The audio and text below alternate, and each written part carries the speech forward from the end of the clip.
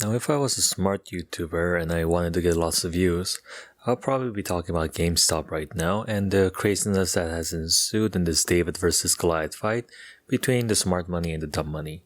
And side note, I was watching CNBC earlier and I found it hilarious that they had a whole segment dedicated to explaining how Reddit works.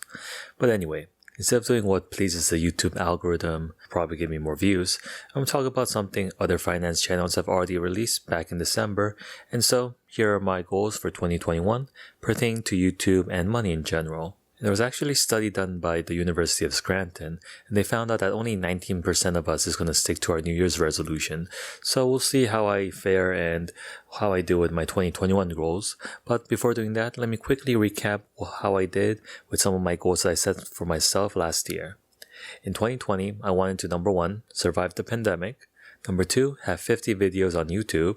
Number 3, hit 500 subscribers. And number 4, have a $30,000 portfolio. Starting off with number 1, I'm still alive and well, so we can cross that off the list. Even though my hair is longer than it's ever been, but I think it's a pretty good look. And number 2, I did release my 50th video on November 3rd, so I got that checked as well. But number 3, I ended 2020 with 427 subscribers, so I didn't hit my goal of 500 subscribers, but I did gain 384 subscribers in 2020, which is pretty awesome to see. And lastly, although I did not hit $30,000 last year, I came awfully close and I ended December with $28,366.41. So that was 2020, and let me know down below if you achieved your 2020 goals or not. You can also add what your 2021 goals are going to be as well if you like. Now, let's jump to my YouTube goals and my money goals for 2021, and also guesstimate how likely it will be to reach them. Starting off with number 1, I want to release my 100th video this year. This video that you're watching right now is my 60th, so that leaves me about 40 more videos to make. Of course, my goal is going to be more or less to post a weekly video, but I'm not a fan of announcing that I'm going to be doing a video every week or, hey, come expect a video every Wednesday, like you see so many channels do, because even though that can be motivational, it also causes a lot of stress and it might make you, release a video that you're not really entirely proud of. Plus, it can also make you feel bad if you're not able to do one video a day and then you're like, screw it, I've already ruined it anyway. So, I gave myself a nice number of 100 videos to strive for this year, and if I end up making more videos, that'd be great as well. But I place about a 95% chance of success in this one, so not really off to a good start. But anyway, my second YouTube goal for 2021 is to hit 1,000 subscribers. And everyone says that hitting your first 1,000 is the hardest, so I'm very excited to work on crossing that milestone off. And like I mentioned, I ended 2020 with 427 subs, and as a recording of this video, the channel has 490 subscribers. So this is the perfect time to say thank you to everyone who has subscribed. I hope the value that I'm providing is worth your subscription and the time that you spend watching my videos. But if you're stopping by for the first time and if you're new to my channel, welcome. And maybe think about subscribing so you can stay informed on my investing journey to become the first millionaire in my family. I mean, I'm already a millionaire in Korean currency, but that only equates to $893. So as long as you have $893, you too can call yourself a Korean millionaire. But I'm talking about becoming an American millionaire with United States dollars. Let's go back to my goals. And over the past 5 months, my subscriber count has grown about 13.78% a month. And if I'm able to keep that growth rate, I'm going to hit 1,000 subscribers sometimes in July. So I think I should probably have a higher goal, something more ambitious. Alright, new goal. I'm going to finish 2021 with 2,029 subscribers. I know that's an oddly specific number, but that's what my calculator tells me if I'm able to maintain that 13.79% growth rate throughout December.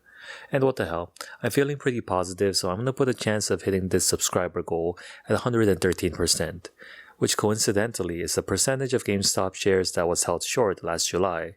So there you go, YouTube. I talked about GameStop stocks, so push me out to more audience. Anyway, hitting 1,000 subscribers means I'm going to be closer to monetizing my channel, but the second side of that equation is I need to have 4,000 public watch hours to hit, which will take a bit longer to hit that goal, seeing I only have 555 hours, but one step at a time. And those two, my first and second goal, they were pertaining to my YouTube. So now let's skip over to my money goals. And the third goal for 2021 is going to be to max out my Roth IRA and also my wife's Roth IRA. And here's what's fun so far. I still have $6,000 left to contribute for 2020, and the good news is we have until tax day, which is in the middle of April, to contribute, so make sure you do that if you haven't as well. And for 2021, I'll need to contribute $8,700. So the goal is to take care of the $6,000 before April and the rest $8,700 before next April. I'm also putting $15 a week into my daughter's portfolio as well. So all in all, my goal is going to be to deposit $15,480 by the end of 2021, which seems like a lot, but if you really think about it, it's about $235 a week. And that makes it a bit less daunting. And I really want to reach this goal, so I'm going to say I have a 100% chance of hitting this, but we'll see what life throws at us this year as well. If anyone was wondering, yes, if you see over here, I did over-contribute my 2019 contribution by over $6,000. And this is a long story, and I had a whole back and forth with M1 Finance support team, so I'll probably do a dedicated video about that, just so I can let you guys know and you don't make the same stupid mistakes that I did. Next, we have my fourth goal of 2021, which is to hit the portfolio balance of $50,000. Now, if I take my current balance and I add that amount of deposit, $15,480, I'm going to end the year with $44,733.63. But we all know that the stock market typically goes up around 8% every year. So mathematically, I should end up around $50,000 by the end of the year. But we never know. You know, people keep on releasing articles like this saying how we're in a stock market bubble. So maybe we'll see another crash that brings my portfolio down 30% like it did last March. But if we do, I have cash on the sideline, so I'm just going to keep buying weekly like I have been in dollar cost average, whether it's up or down. So in the end, if my portfolio hits $50,000 in 2021, that's amazing. But if it doesn't, we'll just look forward to hitting that milestone in 2022. And finally, these two last goals are going to be pretty quick since I'm sure you guys have other things to do, and I'm sure most of you guys aren't even here watching at this point. But if you are, maybe you can help me with my fifth goal, which is to have 10 people sign up using my M1 Finance link down below in the description. Right now, I had 2 of you who have joined. It's actually a best time to sign up right now because normally you would get $10 as a referral bonus, but M1 Finance is doing a promotion where they'll be giving you $30 totally free.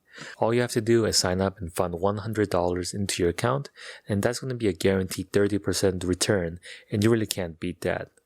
And finally, my last goal for 2021 is going to be to have $10,000 in my savings account just to beef up my family's emergency fund. And just like 2020 has taught us the importance of having an emergency fund, so I just want to build up on the safety net that I have for my family. But there you have it, guys. These are my 6 goals for 2021, and we'll check back by the end of the year or in January of 2022 to see which goals were met and which goals is going to be just moved to the next year. If you made it this far, thank you so much for watching, and don't forget to like and comment on what your 2021 goals are going to be. As always, make sure to subscribe so you can stay up to date on my investing journey. But that's all I have for you guys today. Thank you so much for stopping by. Happy investing, and I'll see you all next time with more financial shenanigans.